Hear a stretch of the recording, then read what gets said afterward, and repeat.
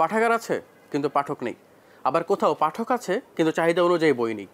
এমনই দোদুল্যমান অবস্থায় রয়েছে নগরীর বেশিরভাগ গ্রন্থাগার। উন্নত মানসিকতা ও বুদ্ধিদীপ্ততার চর্চায় যেখানে পাঠাগারের গুরুত্ব সবচেয়ে বেশি, সেখানে কেন এমন ভগ্নদশা?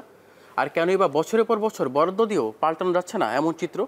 আর বিষয়টির তদারকি ও পরিচালনার দায়িত্বে যারা আছেন তাদের দায়সারা বক্তব্য কিসের ইঙ্গিত বহন করছে, তা তুলে ধরবে এখন টেলিভিশন।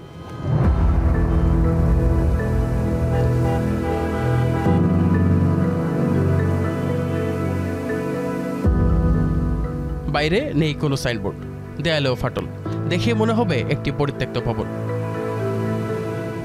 বলছিলাম দক্ষিণ সিটির ২৮ নম্বর ওয়ার্ডের চারনিঘাট এলাকার মাওলানা মুফতি দিন মোহাম্মদ ইসলামী পাঠাগারের কথা।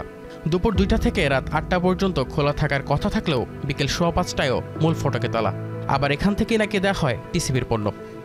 মাসে ২-৩ বার ৪ বার আসে, কিন্তু মানে নির্দিষ্ট কোনো সীমা নাই। তো যখন টিসির মাল দেওয়া হয় তখনই খুলে, আর সপ্তাহে একদিন হয়তো খুলতে পারে। কেয়ারটেকার ছিল, এখন তো কেয়ারটেকারও দেখি না। গত ২০ বছর আগে পাঠাগার ছিল, অনেক ছাগলের ঘর, এখন পাঠাগারের কোনো পরিবেশ নাই। সূত্রাপুরের জহির রাহান সাংস্কৃতিক কেন্দ্র পাঠাগার ও পাঠক শূন্য। শোকেসে সাজিয়ে রাখা বইগুলোও ২০ বছরের পুরানো। গ্রন্থাগারিক জানালেন ২০০৬ সালের পর কোনো পত্রিকা আসেনি পাঠাগারে। মাসে ১ টাকাও সহায়তা পান না বলে জানান এই কর্মকর্তা। এমনকি সহায়তার জন্য চাহিদাপত্র পাঠানো হলেও সাড়া মেলেনি কর্তৃপক্ষের। মিলেছে কেবল ১২৬টি বই। জহির রাহান সাংস্কৃতিক কেন্দ্র লাইব্রেরির জন্য দৈনিক পত্রিকা সরবরাহ প্রসঙ্গে এই যে চাহিদাপত্র দিয়ে চাইতে তো আপনি শেষ। আমি শেষ ৬ সাল থেকে তো ২৬, এর মানে হলো ১৯ বছর। ১৯ বছরে যদি আমি ১২৬টা বই পাই। দক্ষিণ সিটির ওয়েবসাইট অবশ্য বলছে তাদের তত্ত্বাবধানে থাকা ৮টি পাঠাগারে গত ৮ অর্থ বছরে বরাদ্দ ছিল প্রায় ৭.৫ কোটি টাকা। তাহলে এই অর্থের গন্তব্য কোথায়, তা জানতেই এবার যেতে চাই নগর ভবনে। তথ্যে অসঙ্গতি আর দায়সারা বক্তব্য দায়িত্বরতদের। দুই কর্মকর্তার কেউই জানেন না নগরে সঠিক পাঠাগারের সংখ্যা কত।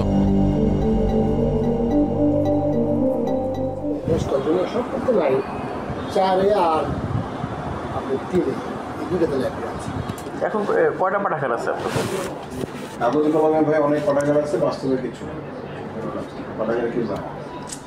প্রধান সমাজ কল্যাণ ও বস্তু উন্নয়ন কর্মকর্তা মুবাশশির হাসান জানান, পাঠাগার কাগজে কলমে তার অধীনে থাকলেও বাস্তবে কিছুই নেই, কারণ মানুষ নাকি আর সেখানে যায় না। উল্টো লাইব্রেরিগুলোর রুগ্ন দশার দায় চাপিয়ে দিলেন গণগ্রন্থাগারের ওপর। পাঠাগার শুধু ঢাকা সিটি কর্পোরেশনের দায়িত্ব, পাঠাগারের দায়িত্ব আসলে গণগ্রন্থাগার, তার জন্য আলাদা একটা সংস্থা করা হয়েছে। আমি একটা আসলে পাঠাগার নীতিমালাও করতেছি, বাংলাদেশে নাই। মুবাশশির হাসানের এই দাবির অসারতা ফুটে উঠল গণগ্রন্থাগার অধিদপ্তরের উপপরিচালকের কথায়। আমার মতামত তো আমি অলরেডি বলে ফেলেছি আর কি, এটা হলো তাদেরই এখতিয়ার। হ্যাঁ, এটি তো আসলে সত্য নয়। আমি তো আপনাকে মানে একদম এক্সপ্লেন করে বুঝাই দিলাম যে এটা একটি সংস্কৃতি মন্ত্রণালয়ের একটি অধিদপ্তর। দক্ষিণের চেয়েও নাজুক উত্তর সিটির চিত্র।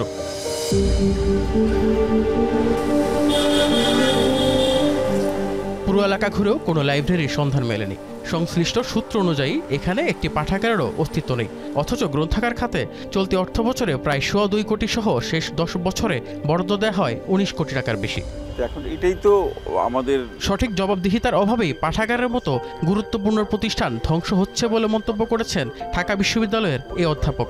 তার মতে উন্নয়ন নয়, বাজেট খরচ করাই প্রধান উদ্দেশ্য, যাতে আদতে তছরূপ হচ্ছে রাষ্ট্র ও জনগণের সম্পদ। অর্থাৎ সিটি কর্পোরেশন যখন দায়হীন দায়িত্ব পালন করে কিংবা এই জবাবদিহিতার ক্ষেত্রে যখন যথেষ্ট ঘাটতি থাকে এবং এই ঘাটতির মধ্য দিয়ে পাঠাগারকে টিকিয়ে রেখে বাজেট যে অন্যায়ভাবে কিংবা নিয়ম বহির্ভূতভাবে যে খরচ করার যে অবস্থাগুলো দাঁড়িয়েছে, এক্ষেত্রে যথেষ্ট ব্যবস্থা গ্রহণ করা দরকার। আসলে পাঠাগারকে ধরে রেখে সেখান থেকে বাজেট জোচ্চুরি করা অথবা বাজেট আত্মসাৎ করা, এই জায়গা থেকে বেরিয়ে আসতে হবে।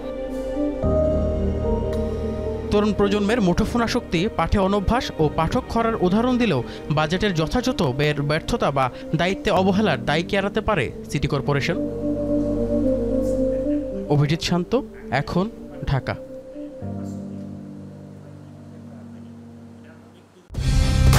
কালার এক্সপার্ট, জর্জ স্যাপ এবং মাইল্ড অন হ্যান্ডস টেকনোলজি সমৃদ্ধ অরিক্স ক্রিস্টাল ওয়াশ, আপনার লন্ড্রি এক্সপার্ট।